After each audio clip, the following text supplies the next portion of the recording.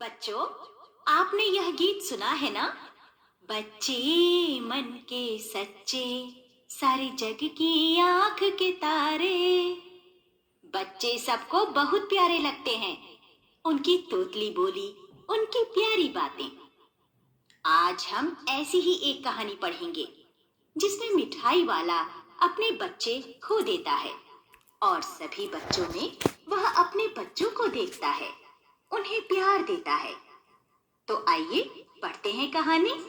बहुत ही मीठे स्वरों के साथ वह गलियों में घूमता हुआ कहता, बच्चों को बहलाने वाला, खिलाने वाला।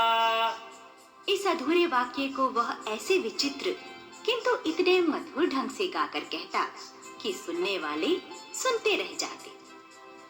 उसका स्नेहपूर्ण गान सुनकर निकट के मकानों में हलचल मच जाती। छोटे छोटे बच्चों को अपनी गोद में लिए हुए युवतियां चिकों को उठाकर छज्जों पर से नीचे झांकने लगती। बच्चों का झुंड उसे घेर लेता। तब वह खिलौने वाला वहीं कहीं बैठकर खिलौनों की पेटी खोल देता। बच्चे खिलौने देखकर पुलकित हो उठते। वे पैसे लाकर खिलौनों का मोल भाव करने लगते। पूछते, इसका दाम क्या है और उसका? खिलौने वाला बच्चों को देखता, उनकी नन्ही नन्ही उंगलियों और हथेलियों से पैसे ले लेता और बच्चों के मनपसंद खिलौने उन्हें दे देता। खिलौने लेकर बच्चे उछलने कूदने लगते और तब खिलौने वाला फिर उसी प्रकार गाकर चल देता। बच्चों को बहलाने वाला, खिलाने वाला। सागर की हिलोर की भांति उसका वह मादक गान गली भर के मकानों में इस छोर से उस छोर तक लहराता हुआ पहुंचता और खिलौने वाला आगे बढ़ जाता। राय विजय बहादुर के बच्चे भी एक दिन खिलौने घर ले आए। वे दो बच्चे थे, चुन्नू और मुन्नू। दोनों अपने हाथी घोड़े लेकर घर भर में उछलने लगी। बच्चों की माँ रोहिणी कुछ देर तक खड़े खड़े उनका खेल देखती रही। फिर उसने पूछा, बेटा, ये खिलौने तुमने कितने में लिए हैं? 2 पैसे में। इतना कम दाम सुनकर रोहिणी को बहुत हैरानी हुई। रोहिणी सोचने लगी, इतने सस्ते कैसे दे गया है? जरा सी बात ठहरी, रोहिणी अपने काम में लग गई। फिर कभी उसे इस पर विचार करने की आवश्यकता ही भला क्या पड़ती। 6 महीने बाद नगर भर में 2 ही 4 दिनों में एक मुरली वाले के आने का समाचार फैल गया। लोग कहने लगे, भाई वाह, मुरली बजाने में वह एक ही उस्ताद है। मुरली बजाकर गाना सुनाकर वह मुरली बेचता है, सो भी 2-2 पैसे में। भला इसमें उसे क्या मिलता होगा? मेहनत भी तो ना आती होगी। कैसा है वह मुरली वाला? मैंने तो उसे नहीं देखा। उम्र तो उसकी अभी अधिक ना होगी, यही 30-32 का होगा। दुबला पतला गोरा युवक है, बीकानेरी रंगीन साफा बांधता है। वही तो नहीं जो पहले खिलौने बेचा करता था? वही होगा। प्रतिदिन इसी प्रकार उस मुरली वाले की चर्चा होती। प्रतिदिन नगर की गली गली में उसका मादक मृदुल स्वर सुनाई पड़ता। बच्चों को बहलाने वाला, मुरलिया वाला। रोहिणी ने भी मुरली वाले का वह स्वर सुना। तुरंत ही उसे खिलौने वाले का स्मरण हो आया। उसने मन ही मन कहा, खिलौने वाला भी इसी तरह गा गा कर खिलौने बेचा करता था। रोहिणी उठकर अपने पति विजय बाबू के पास गई। बोली, जरा उस मुरली वाले को बुलाओ तो चुन्नू मुन्नू के लिए मुरली ले लो। क्या जाने यह फिर इधर आए ना आए। विजय बाबू समाचार पत्र पढ़ रहे थे। वे दरवाजे पर आकर मुरली वाले से बोले, क्यों भाई, किस तरह देते हो मुरली? किसी की टोपी गली में गिर पड़ी, किसी का जूता पार्क में ही छूट गया और किसी की सुथनी। इस तरह दौड़ते हाँफते हुए बच्चों का झुंडा पहुंचा। हमें दो, हमें दो, हमें दो, हमें दो। हाँ हाँ, सबको देंगे। हाँ बाबूजी, क्या पूछा था आपने? कितने में दी? दी तो वैसे 3-3 पैसे के हिसाब से है, पर आपको 2-2 पैसे में ही दे दूंगा। तुम लोगों की झूठ बोलने की आदत होती है। देते होगे सभी को 2-2 पैसे में, पर एहसान का बोझ मेरे ऊपर लाद रहे हो। बाबूजी, इनका असली दाम 3 ही पैसे है। आप कहीं से भी 2-2 पैसे में ये मुरलियां नहीं पा सकते। मैंने तो पूरी 1000 बनवाई थी, तब मुझे इस भाव पड़ी हैं। अच्छा अच्छा, मुझे ज्यादा वक्त नहीं है, जल्दी से 2 मुरलियां निकाल दो। 2 मुरलियां लेकर विजय बाबू फिर मकान के भीतर पहुंच गए। मुरली वाला देर तक उन बच्चों के झुंड में मुरलियां बेचता रहा। उसके पास कई रंग की मुरलियां थी। बच्चे जो रंग पसंद करते, मुरली वाला उस रंग की मुरली निकाल देता। यह बड़ी अच्छी मुरली है, तुम यही ले लो बाबू। राजा बाबू, तुम्हारे लायक तो बस यह है। हाँ भैया, तुमको वही देंगे, यही लो। तुमको वैसी ना चाहिए, ऐसी चाहिए? ये नारंगी रंग की। अच्छा, यही लो। पैसे नहीं है? अच्छा, अम्मा से पैसे ले आओ, मैं अभी बैठा हूँ। तुम ले आए पैसे?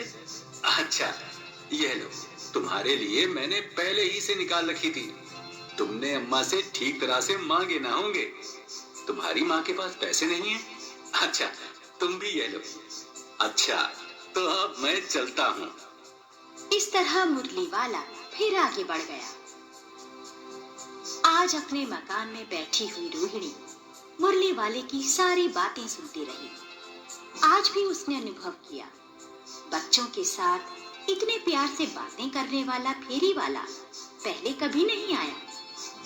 फिर वह सौदा भी कैसा सस्ता बेचता है और आदमी कैसा भला जान पड़ता है। समय की बात है, जो बेचारा इस तरह मारा मारा फिरता है, पेट जो ना कराए सो थोड़ा।